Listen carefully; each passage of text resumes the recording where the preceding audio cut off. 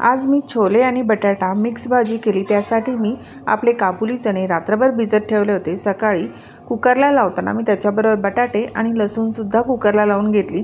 इथे मी सगळं जे काही कटिंग करायचं होतं ते पहिलं कटिंग करून घेतलं।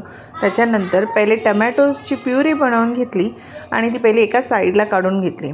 त्याच्यानंतर मी कांदा आणि मिरची दोन्ही एकत्र करून ते सुद्धा वाटून घेतलं। पण त्याचबरोबर मी रेड चिली फ्लेक्स पण घातले। माझ्याकडे मिरची नव्हती म्हणून मी इथे चिली फ्लेक्स वापरले। इथे आपला कुकर सुद्धा थंड झाला आहे। फोडणीला मी तमालपत्र आणि जिरं घातलं।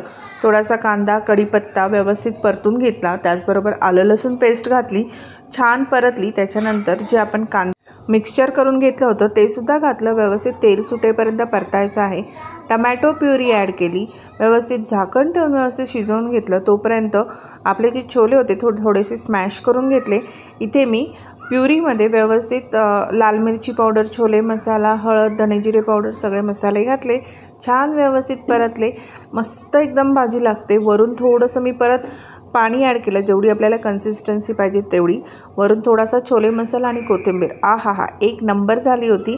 मुलं शाळेतून येणार म्हणून मी त्यांच्यासाठी बीटरूट, गाजर, पोमोग्रेनेट आणि टमॅटो आजकाल असा मी ज्यूस देखील बनवते आहे, तो सुद्धा रेडी होता। मुलं आल्या मी त्यांना प्यायला दिलं। कसा वाटला व्हिडिओ नक्की सांगा। आवडल्यास लाईक सबस्क्राईब केल्याशिवाय जाऊ नका।